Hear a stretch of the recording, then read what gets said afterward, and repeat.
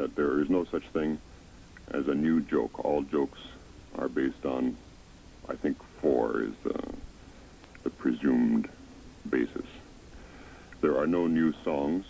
They are all variations on old songs that were written 300, 500, 1,000 years ago.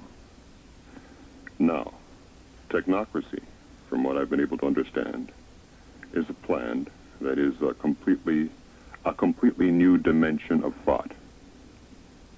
You're going to have to convince me that there can be a completely new dimension of thought. And as soon as you do that, then I'm probably on your wavelength. Well, that's great, Bob. We appreciate the opportunity of trying to convince you. Technocracy is certainly something new. It has no precedent. It has its origin in the evolution of a technical and a technological society. And in order to put this in its perspective, I think it's rather important to indicate where we've been and perhaps where we're going to better have an understanding of this thing, technocracy. As the listeners out there realize that in my youth, we lived on a farm. We lived in what we called a relatively agrarian society, and I'm not that old. This is a relatively short period of time we're discussing. Most work, or a great portion of our work, was done by hand. We would characterize that sort of an environment as a hand-tool agrarian society. This would be so really from recorded history up to the point I'm speaking of. There was, we used a few draft animals and that type of thing to help us with the work, but basically we'll call that a low-energy society. And by that I mean we were converting energy per person at a very low rate. Then in that sort of social structure was introduced the concept of machines, technology. In its early inception, of course, the machines were introduced very slowly.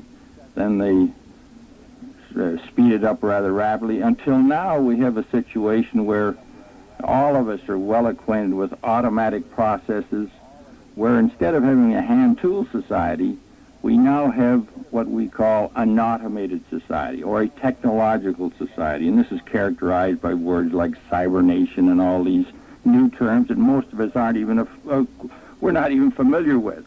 I know my generation, hell, every time I pick up the paper and I see all these new technical words, communication is lost. But the point I'm trying to make, Bob, is that what we have witnessed, and this is why technocracy, we pretty got to say why technocracy. We've come from the past into the future, and it has happened so quickly that the institutions then of the past are incapable of coping with the environment that the future has presented to us. I don't know if that gives you an indication, or does that said a lot and explain nothing? Huh? Gee, I hate to say it. It said a lot. It's explained little. Right. And I don't know how I can approach that. I'm going to have to suggest that this is not an evolution, but a revolution. And see how that strikes you. Well, to be a case of definition of terms, it certainly is a revolution. We've turned our society completely upside down and inside out. Maybe I could explain it this way. The values that were generated because of this low-energy society we're talking about, or the hand-tool society, were the values of work hard, the Protestant work ethic, work hard, you'll succeed, and all this sort of thing. But we get into 1975 and we find out that's not the picture at all. We have most people unemployed. Their ability to sell their time in competition to machine is pretty nearly impossible. So the ethics, the morals, the mores of the past no longer are applicable to the 1975 situation. Does that give you some sort of does that clarify it a little bit? It clarifies it somewhat. It clarifies it because you admit, and I'm not saying that you have any reason not to admit, but you admit the term revolution, and not in the usual connotation, but it is a turning about of social structure that has happened, And I believe that technocracy represents another turning about, but it isn't full circle. Right. Now, it's full circle in one respect, but it's utilizing what has happened in the other respect. So what you're doing is you're going from A to B, back to A, but keeping B. Well, now you've sort of lost me, Bob. Maybe right. Fred here can Fred, throw some clarification. I'd like to interject this thought that the Move back a little bit further. definition of social change is the increased use of energy outside of man's muscles, or the decreased use of energy outside of man's muscles. Where would we dig, and where would we find any other civilization that was plugged in to 24 billion horsepower? So far, we have zero results. So we must go on with what we have, which is a tremendous change in the rate of conversion of energy. Okay, well, that's exactly what I said, really, and you missed it, Leo. All right. Well, listen, I'm here to learn too. You see, this isn't an absolute thing necessarily. Exactly, but I want to make sure that I have it clear, and that's why I said it the way I did. We started off with, let's say, the agrarian concept, and we went to an industrialized, highly industrialized, and technologically concept. Now we're moving back to some of the precepts and concepts of the agrarian society, which was the use of energy for distinct purpose. Okay? Yeah. Distinct and economical purpose, and using what we've come to accomplish this. Well, all right. I'm not sure that I agree with this. Oh, that's fine. I don't think we're moving back. Well, see, the moving back, I'm afraid, I shouldn't perhaps have done, except that there was nothing wrong with back there. Well, let's put it this way. From a human point of view. All right. Okay. Technocracy doesn't approach it. You say there was nothing wrong. Unfortunately, we don't approach it from the moral standpoint, whether this is right or wrong. Oh, okay. Get the point? Yeah. It was just a fact of life that because of this agrarian economy or the hand tool economy or the low energy conversion economy, certain values were developed. And we don't attempt to moralize these. Now, what has occurred, of course, because of this progression of the industrial state, to use your term, we've got into an industrial society then, the thing we haven't adapted ourselves to a new set of values. We're still going out in the economic sense, we'll say now, and we're asking for jobs, for example. Well, jobs are passé. There's no more jobs in the sense that we were talking of them in the past. I would have to make a personal reference. I got out of the shop at 55 because there's no work there. We want to allow the young people to come up and put an input. And this is a new concept of values. The fellows going out of the shop, for example, they're not even prepared to go to the society of leisure. They're going from a moral concept, or let's put it this way, the concept of work, the Protestant work ethic, and suddenly it's not there. And this is creating some of the social problems that the technocrats address themselves to. The problems of leisure time, for example. This is an aspect of technocracy. And this is the byproduct. And we've got to face this, that the technocrats propose that we're going into a society of leisure, which is a tremendous challenge to the population in this continent. You know, we'd slough it off and say, well, sure, I can adjust to leisure. It isn't quite that easy. Talk to anybody that's left the plants or industry or an executive position, and they've completely changed their lifestyle, and there's a tremendous problem of adjustment. Okay. Let me stop you there. That aspect is probably one of the few humanistic attitudes that I have so far been able to discover in technocracy. I would like to pursue this impression of mine after this break. Right. You get that all the time. Well, always. Okay. Supposing I were to say, starkly, yes, we're on. Yeah. Okay. We're going. Beautiful. Okay. Supposing I were to say starkly that technocracy, as I see it, so far, the antithesis of the humanities. How violently would you react? Well, I would appreciate your comment, number one, because it's an observation that's made many times. And I think I can maybe indicate why it's made.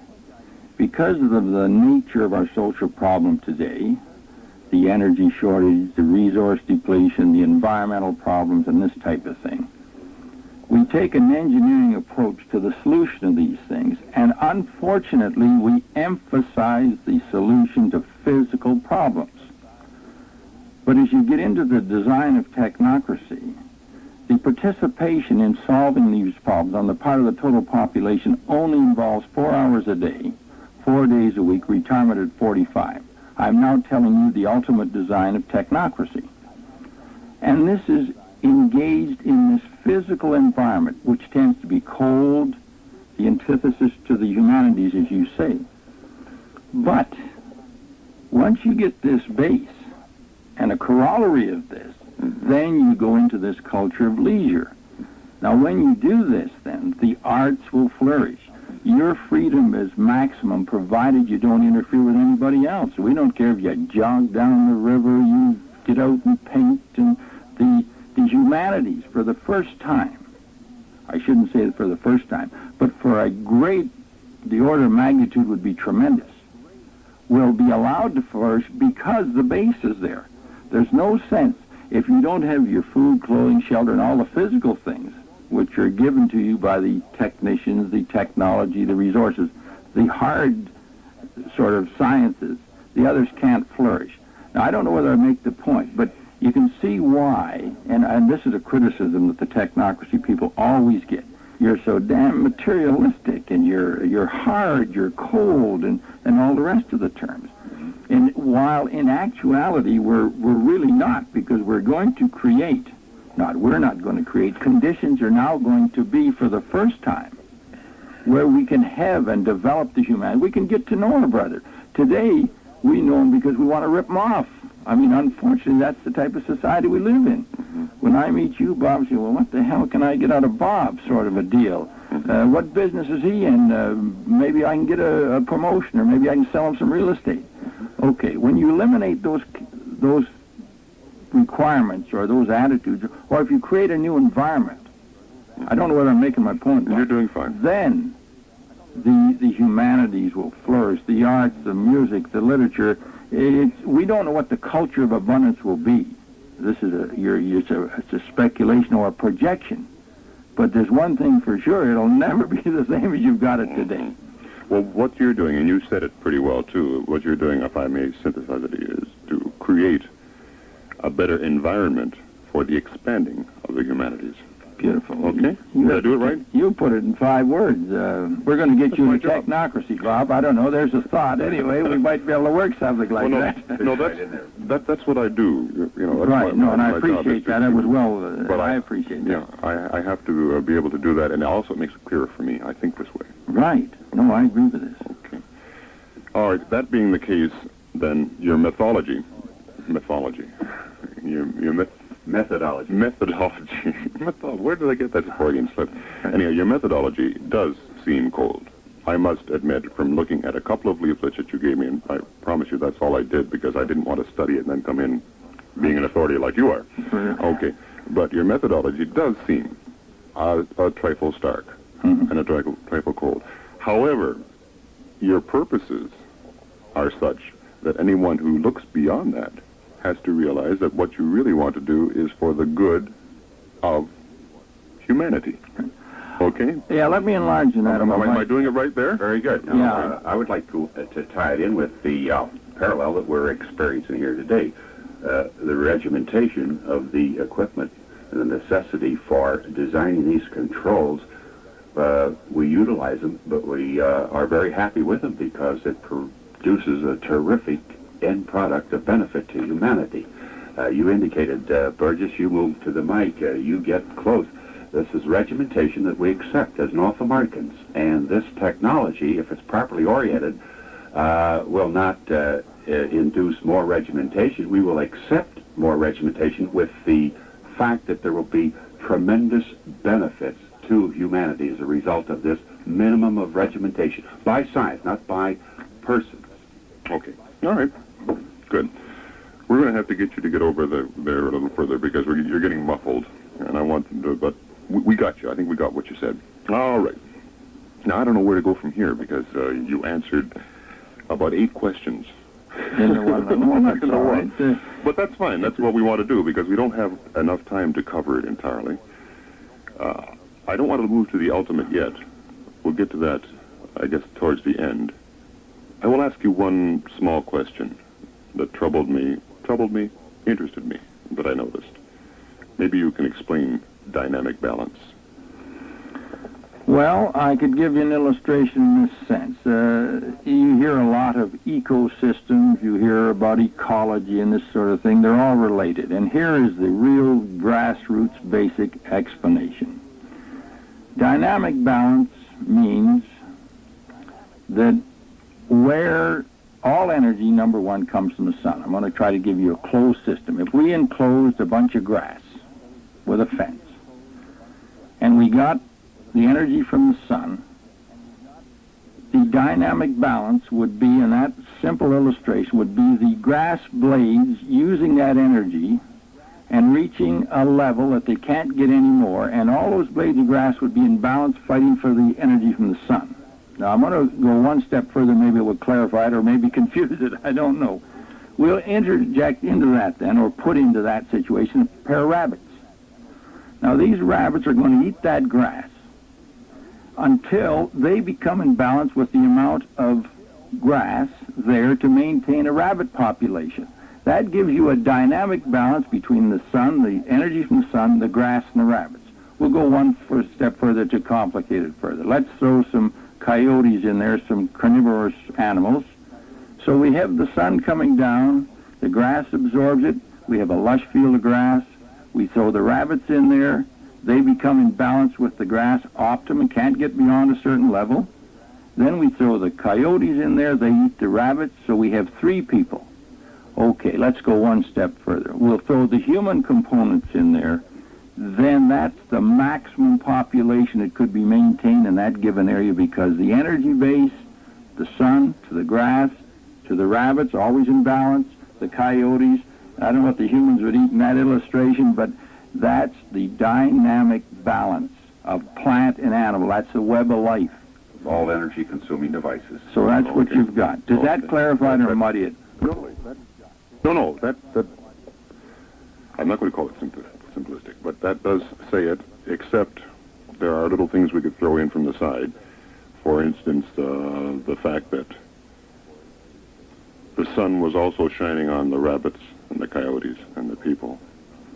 And that destroys the straight line of thought I had when you said the sun's on the grass and the grass goes to the well, now the sun also goes to the people and to the yeah, but the critters. chain, you've got to find some method of using. This is the fight for that sun, or the fight for the energy, is the dynamic balance of all the various, Fred used the energy-consuming devices. And this is, and life is this way.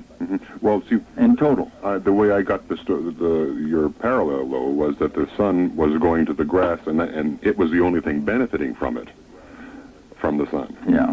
the energy. And, of course, all of the matters were involved, and so that makes a different kind of equation. Right.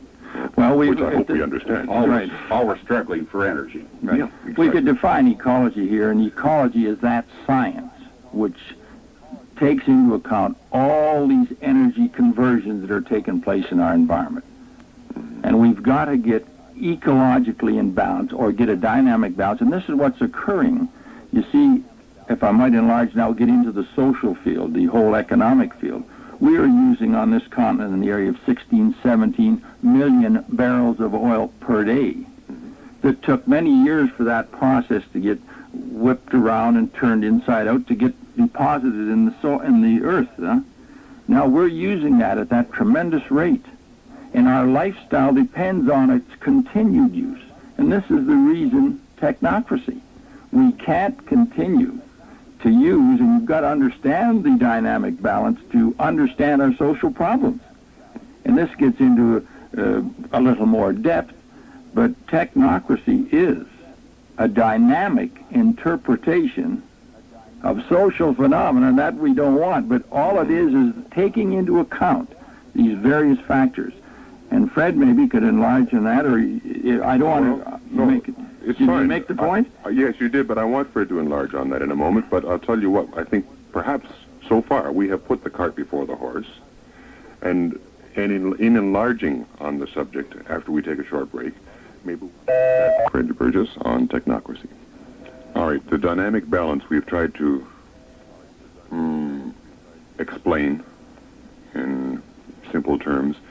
But now, as I said, we did have the cart before the horse. I do think we should talk in, I suppose, general terms into what the precise... How can we do that? Talk in general terms about what the precise objectives of technocracy are. Now, not the technocracy state, which is the tech... What do you call that? Technate. The technate. We'll get to that later. Let's talk about the where we're going first, and then we'll say what we'll have when we get there. Right. Okay. Well, the reasons, let's say, for technocracy's existence at this point in time, that we find that we're on a sort of a collision course, and we're not really in the sense that we're do good, and although the end product would be a do good end product. But we point out that the collision course we're on, the rapid increase in the use of resources, the rapid increase in the social disintegration, could create conditions that will challenge the very survival of man. Now that sounds rather extreme. It does. But as you get into the actual conditions that the course we're on, you'll find that it's really not that extreme. At least the technocracy analysis would indicate it's not that extreme. It's a statement of fact, in other words, and can be verified by anybody that wants to make the necessary, do the necessary research. So, with that projection that we're on this collision course, the technocracy exists to sort of inform the power structure, the people that run our society, that they must change their direction if we are to survive. And then the technocrats have assumed the responsibility of informing the public of these facts that they have dug out, what must be done in order to sort of salvage our society. To define the two, one depends on scarcity in its environment for its operation, and it's fairly successful. Technocracy operates from the basis of abundance, which destroys the whole concept of price. And we could bring it close to home. Our old friend Whalen out there in Anderton, he's got the job of having so many eggs they come out of his ears, and he's got to pay the farmers or institutionalized techniques whereby we limit the production of eggs. And of course we've had a lot of scandal. We get a lot of fun out of it. No criticism of Gene, but he is faced with the problems that technocrats are talking about. North America is producing in abundance, whether it's eggs or you name it. And the system can't cope. And in an attempt to maintain this system, and we do a lot of foolish things. We paid the farmers a couple of years ago to quit growing grain. This year they're in a panic. We're all starving. I'm always thinking old Senator Eastland down in Mississippi. He's a congressman or senator down there, votes against aid for dependent children, and he got $160,000 for cotton he didn't grow, a subsidy program. These types of nonsensical things. Mm-hmm. So getting back to socialism and communism, these things, they are a natural outgrowth of unstable social conditions and an attempt by sincere people to institute programs of more equitably distributing what you have. I like to project it, too, along that same line, that there were men that thought they had an answer, at least indicate that they were dreamers. Wouldn't it be nice if? Well, that's great. Wouldn't it be nice if we had utopia? But we never had the engine for converting the energy for twisting raw materials into the goodies of life fast enough. Now, wouldn't it be nice if we would subdivide this scarcity and be nice people? There's no such thing as subdividing the scarcity and being nice people. But along came the technocrats, developed the technology, and created an abundance, and you can only do one thing with abundance, is consume it. You know what keeps going through my mind? I'm not going to ask it. I don't even want you to comment on it. except that I think we can deny it now, in case anyone else has been thinking of George Orwell. Right. Well, of course, We can deny it. right. I definitely. They always take a crack at the side as to that area Do they? or whatever. Oh yeah, very much so. Okay, I thought it would occur to other people too. Oh, it will. But 1984 is closer than we think, for one thing, and I don't see any signs. Okay, we'll leave it. But we do have to take a break here, and I want to get back to the final state, which you do not call utopia, which ruined one of the questions I was going to ask you. You don't call it utopia. Fine. Let's see what you do call it after this break. It's foolish to call it utopia. Although it may be. I don't think it's so foolish to call it utopia. It's just that people use that term. Plato didn't mean what people mean now when they say utopia. I'll just throw that in, just Right, for the fun of it, right. okay? But let's be practical and not use a word that can connotate into something that doesn't mean. Tell me about the state. Once achieved, and that will explain a lot. Right. Well, the most important thing in a technate, and this is the term that the technocrats have used for their operation of the North American continent. It is a North American idea, and maybe we should just mention this a little, because North America is the only continent in the world as of today that has the resources and the technical development to have a technate state. Just a fact of life. Now, in this technate state, of course, properly managed, we would be able to produce number one, and distribute to the total population all the goods and services that they would physically require to use. That's all the clothing, food. There would be no want. This, of course, doesn't guarantee that in your interpersonal relationships you're going to be happy. This is the important thing. Utopia, I think, there's an implication there that you never have any problems and all this, you see. But in the technate state, you're going to utilize your resources to its optimum use and plan for the future, and so then you would guarantee this abundance to everyone. Now, this naturally is going to develop a new culture of which the technocrats no way could project it. This situation has no precedent. And so there's the big question mark. You know, all the questions are going to come up now, I assume, from our listeners, and they're legitimate ones. What's this going to do? Are we going to get fat and lazy? Are we going to kill all initiative? And what's the motivation going to be? And so you have all these propositions to contend with. But being, and I like to use the word sometimes, the technocrats are being referred to as social engineers.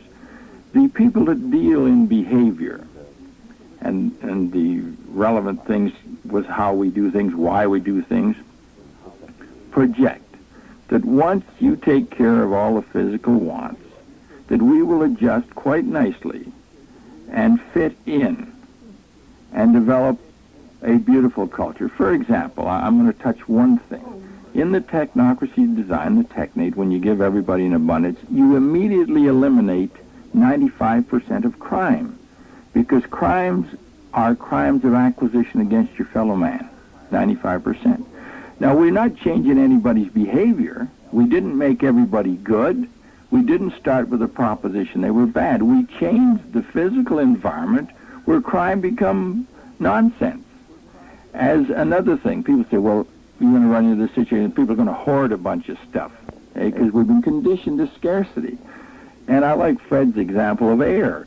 There's three of us here in the studio. One of us isn't trying to breathe more air than the other person, and yet it's very, very fundamental to living. So our behavior patterns will change in direct relationship to that environmental change. An environment of abundance, then we're going to have a different culture. If we got it, we ain't going to steal it. That's the point. And that's What's the percentage? Right. Did that hit what you were looking for, Bob? Interrupt me. I have a tendency. I know you will. Oh, but don't worry, I will. But as long as you're going on a line and explaining things, I'll let you go. Right. Let me throw something else in at you, though, because we're talking about the technate as a fact. Right. Democracy. Word association. Democracy. I'd like to enlarge in that. I For the expected first you would. time in the history of the world, you're going to have a democracy that had some meaning. For example, today you have the rather dubious opportunity or privilege of voting once every 4 years. You put an X on a ballot opposite a name. You know none of his qualifications usually. You know none of the requirements of the job. And this might insult a lot of people, but you are putting a mark of illiteracy. You don't know what you are really doing. This is rather a real harsh statement. But in a technate, the distribution mechanism serves a very important purpose. It's what we call an energy certificate. And I could associate it with a credit card. When I go to a consumer, as a consumer, to a distribution point and buy, say, a suit, that is my vote to have the technical aspect of a technique to reproduce a suit. And this technique is the contribution of our director-in-chief and engineer to this new system. It is a feedback control where the total population are telling the technical people what they want. That's what we define as a physical democracy. I am stating as many times a day as I go to the store what I want. That is a meaningful vote. Yeah, you're voting every time you do something. Right. That is democracy as it really, and it can't be in a scarcity society because it's a fight who's going to get what. But in this new concept, the environment that we can create, then we have the base for the first time to have a physical democracy. And it's interesting. If people don't want to consume, then we don't have to produce. We sort of regulate our own activity. And this is very interesting also. We have a society today of conspicuous consumption because it's scarce. If I can go out and get a big caddy and these type of things, the big cars, I've arrived. But in a society where everybody can have this abundance, that behavior pattern is going to change. People would look at me as some sort of a nut if I wanted to drive a big car to show off, or try to eat 3 steaks, or there's many examples. So in a technocracy, or in a technate, we would have the physical democracy, which has never been able to, we never had the environment for it. Does that answer, that answers it somewhat? Well, as I said, it was the word association thing. I wanted you to see how you would respond to my using the word. We might amplify the fact that the design and the specifications of this new operation does not incorporate any type of value, money, rubles, changing from dollars or any other medium of distribution. That it's strictly a transfer of energy from the raw materials to the finished product. What total amount of energy did it cost the North American continent in getting that physical product at the commodity terminal? When that physical product is requisitioned by the North American, he requisitions that material. There's no purchase. He doesn't buy it. He requisitions that.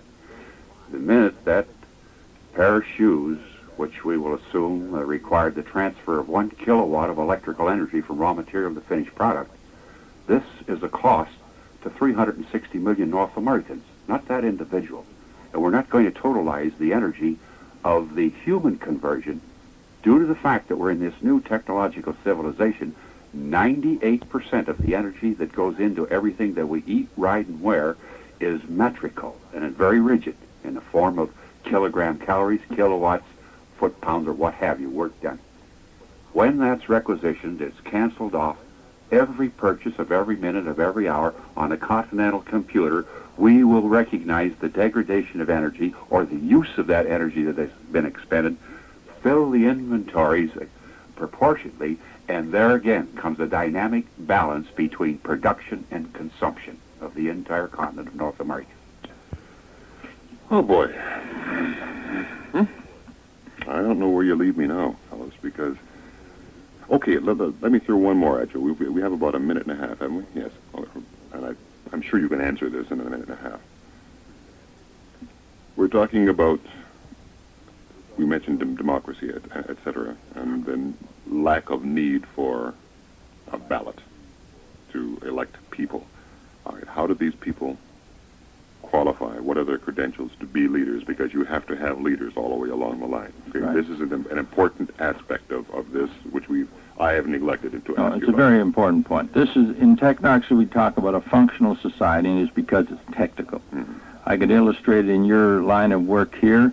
If they were going to select somebody to take your place, they would never go to a ballot. Your supervisor, whoever he might be, there might be three, he will select who can fill the job, and he's the only one. So we're going into a technical society where it's what we call functional control. You get your job on the basis of function. Now, if somebody tried to pervert that and say, well, I'm going to put my buddy in there, he'd come into this studio and make a complete shambles. It wouldn't work. I often illustrate, if I got a little more time, in the shop. They say, well, I'm going to put my buddy on and make him a maintenance man in the electrical department. That's the worst thing you could do. Send him out in the first breakdown, you look like a nut.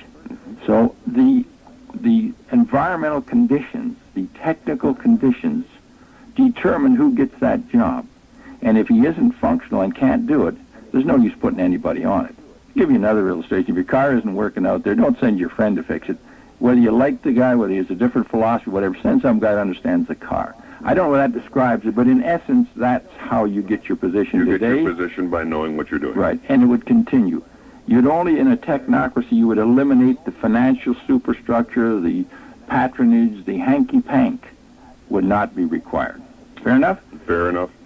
I think we've covered, about a 16th of what we'd like to have covered. However, we've done something. I have to accuse both of you of being brilliant schizophrenics. Beautiful, whatever that means. Well, I'll tell you why, because both of you have to think in this. Right. Well, that's Think very into important. this. And yet, all of your thought processes go along these lines, and yet you have to think in the society as it stands We are today trapped or into survive. We're trapped into a system, and this is important, and technocrats realize this. So it looks like we double talk, and schizophrenic is an excellent term in that context. We live in a money system. We behave like everybody else out there, but we realize it's breaking down. We are planning, projecting, and anticipating. And as a matter of fact, the technocrats are preparing for a new society, and we can only go up. We're not going to We're go not into that. agitating for the change. We're preparing for one. That's good. That's good. Not okay. Gentlemen, it's been a pleasure. I'm sure any questions, and there will be some, can be directed, and I'll tell them where to send their questions as soon as we play a little music or whatever we do after this most exhausting but interesting conversation. Thank you, gentlemen, for coming in. Thank you. Our pleasure. My guests were Leo Proby and Fred Burgess, and that address, incidentally, is Technocracy Incorporated, 782 Victoria Street, Windsor. The phone number 258-2570 or 969-5940. 5940.